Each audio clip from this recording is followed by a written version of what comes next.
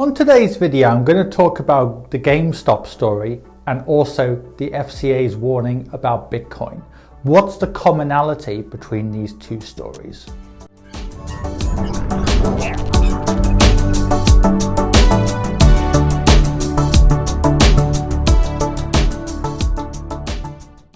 Now, for those who don't know, the GameStop story involved younger people in general using Reddit, which is like an equivalent to Quora, which tends to be more popular amongst people above the age of 30, actually speculating that the stock price of GameStop would go up, which was contrary to a lot of professional institutional investors. I'm not going to go into all the details because I've done that on my website and you can have a look on adamfayed.com. But the point is, what I found very interesting about this is a trend that has been going on for years and not just amongst young people. So many of you here are actually probably only watching this video because you follow me, because you first found me on Google or indeed Quora or beyond.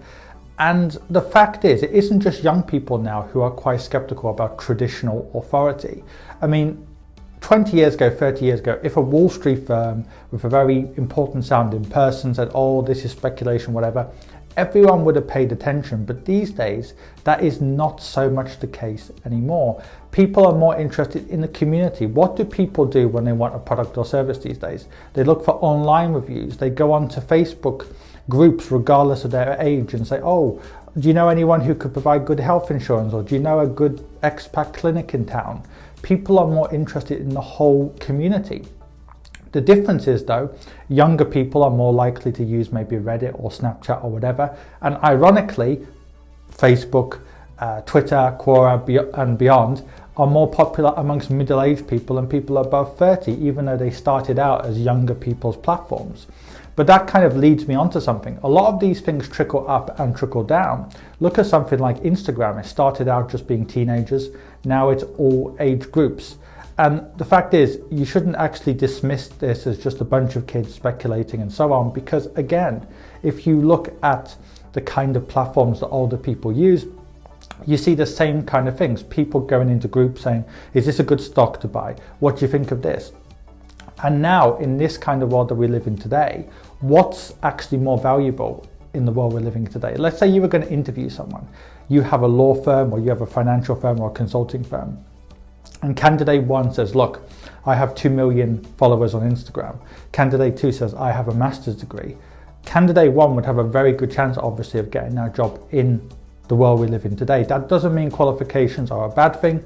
The more strings to your bow you can get, the better. But the point is, the traditional way of looking at things, traditional authority, traditional education, traditional ways of working, all of those things have actually changed. And that leads me on to the FCA story. So the UK regulator, the Financial Conduct Authority, released a warning saying that Bitcoin could go down to zero. Now, what they're actually saying is true, that Bitcoin is only based on supply and demand. It does not go up because of a yield or a dividend or business earnings. It's only based on hoping that the person who comes after you will pay more than you paid. That could happen or it might not happen. But the point is, Bitcoin could go to 100,000, a million, or 1,000, or 100. It only is based on supply and demand.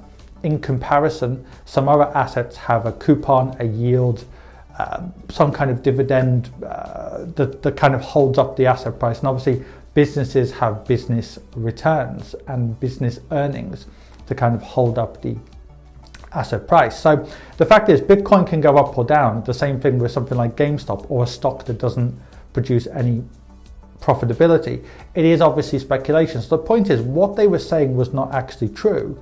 What they were saying was perfectly true, but nobody cared. The point is, most of the people buying Bitcoin don't care if the FCA say it's a good thing or a bad thing.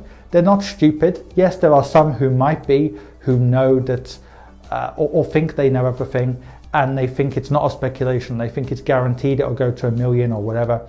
But most people buying Bitcoin are not stupid. They know it's a speculative asset. They know it could go up or down dramatically.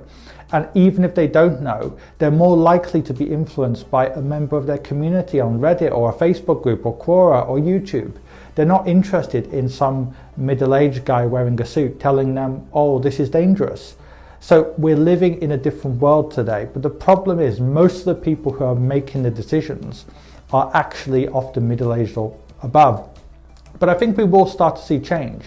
I think in 5 or 10, 15 years time, more people from governments, regulators and so on, instead of doing things the traditional way, they'll try to become influencers.